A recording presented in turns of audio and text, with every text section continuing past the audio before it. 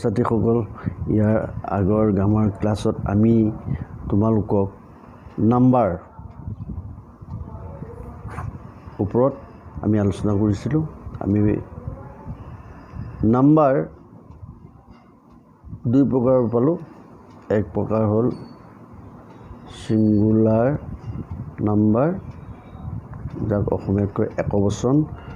দুই number plural number, অৰ্থাৎ বহুবচন। এতিয়া এই ছিংগুলাৰ নাম্বাৰৰ পৰা প্লুৰেল নাম্বাৰলৈ আমি কেনেকৈ এটা ৱৰ্ডক কেনেকৈ আমি পৰিৱৰ্তন কৰিব পাৰোঁ, চেঞ্জ কৰিব পাৰোঁ, এই বিষয়ে আমি গোটেইখিনি নীতি নিয়ম তোমালোকক কোৱা হৈছিলে। এতিয়া আজি আমি নতুন এটা আলোচনাৰ বিষয় লৈছোঁ, সেইটো হ'ল ছাবজেক্ট প্ৰেডিকেট।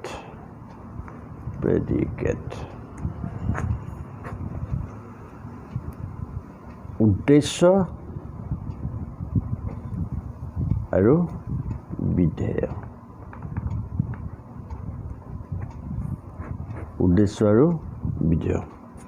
এইটোৰ ওপৰত আমাৰ আলোচনা হ'ব। সাধাৰণতে বাক্যত আমাৰ দুটা ভাগ থাকে। যিকোনো মানুহে যেতিয়া এজনক আন এজন মানুহক কিবা এটা বাক্যৰ দ্বাৰা কথা প্ৰকাশ কৰি হ'ব, তেতিয়া তাত সদায় দুটা ভাগ থাকে। তাৰে এটা ভাগক কোৱা হয় ছাবজেক্ট আৰু আনটো ভাগক কোৱা হয় প্ৰেডিকেট। এতিয়া কথা হ'ল, এই ছাবজেক্ট কি আৰু প্ৰেডিকেট কি? দুটা ভাগ থাকে। আমি যিমানেই বাক্য ব্যৱহাৰ নকৰোঁ কিয়, তাত সদায় দুটা ভাগ থাকিব। এটা বাক্য ব্যৱহাৰ কৰোঁতে সদায় তাত দুটা ভাৱ লুকাই থাকে। সেইটো হ'ল দুটা ভাগ থাকে। তাৰে এটা ভাগক কোৱা হয় ছাবজেক্ট আৰু আনটো ভাগক কোৱা হয় প্ৰেডিকেট। এতিয়া কথা হ'ল, এই ছাবজেক্ট কোনবিলাকক কোৱা হৈছে?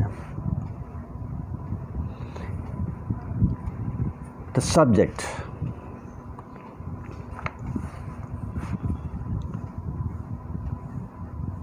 যে বাক্যত যিহেতু এটা ভাৰ্ব থাকে, সেই ভাৰ্বটোৱে যি পদ বা সমষ্টিৰ বিষয়ে কয় তাকে ছাবজেক্ট বুলি কওঁ। অৰ্থাৎ বাক্যত আমি যিটো ভাৰ্ব ব্যৱহাৰ কৰোঁ, সেই ভাৰ্বটোৱে যাৰ বিষয়ে ক'ব, অৰ্থাৎ যিটো বিষয়ে ক'ব, সি জীৱ জন্তু, মানুহ, বস্তু, ধাৰণা কিবা কিনি হ'ব পাৰে। সেইটোৰ যাৰ বিষয়ে ক'ব সেইটোকে কোৱা হয় ছাবজেক্ট বা কৰ্তা বুলি কোৱা হয়। অৰ্থাৎ এনে উদ্দেশ্য পদকে কি ক'ব তেতিয়া?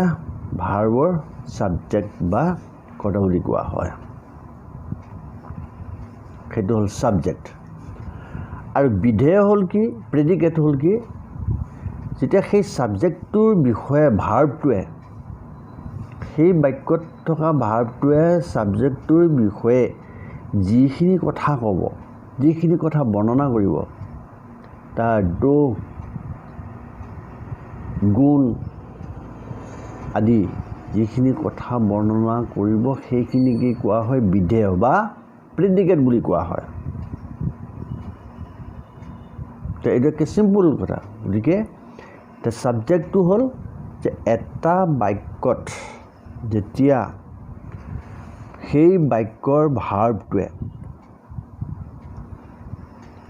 যিটো পদ বা দৰ বিষয়ে কিবা ক'ব বিচাৰিছে বা ক'ব, যিটো পদ বা পদ সমষ্টিৰ বিষয়ে যিখিনি কথা ক'ব, আমাক যিখিনি কথা ক'ব সেইখিনি নালাগে, কিন্তু যাৰ বিষয়ে ক'বলৈ ওলাব, আৰু সেইটোকে কোৱা হয় ছাবজেক্ট। ভাৰ্বটোৰ ছাবজেক্ট বা কৰ্তা বুলি কোৱা হয়।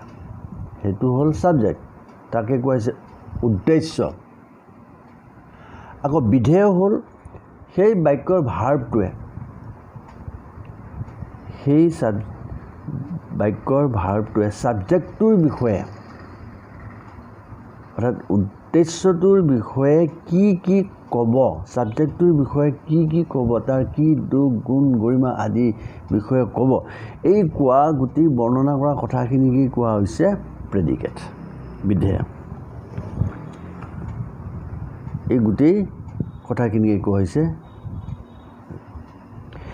এতিয়া আমি এটা বাক্য আলোচনা কৰোঁ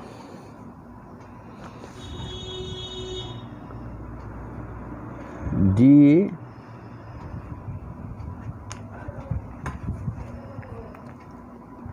cat likes milk. Yet the cat likes milk. The cat likes milk. মেকুৰীয়ে গাখীৰ ভাল পায় গাখীৰ ভাল পায় ইয়াত কাৰ বিষয়ে কোৱা হ'ব দি কেট ইয়াত এতিয়া কেটৰ বিষয়ে মেকুৰীৰ বিষয়ে কোৱা হ'ব গতিকে এই দি কেটটো হ'ব সাবজেক্ট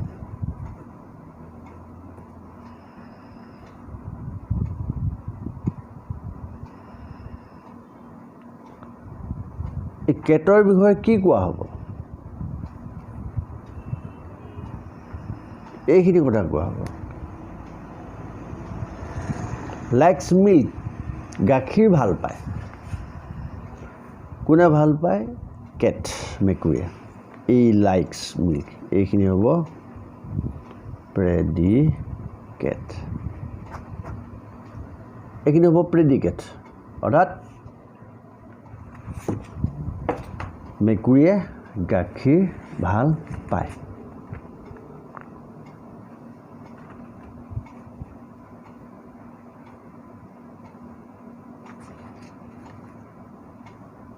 তাৰপিছত আহিব আৰু এটা বাক্য ল'লোঁ 2 নম্বৰ বাক্য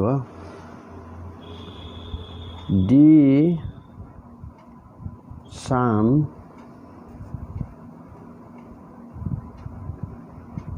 gives light the sun gives light ইয়াত কাৰ বিষয়ে ক'ব ওলাইছোঁ ছানৰ বিষয়ে ওলাইছোঁ ছান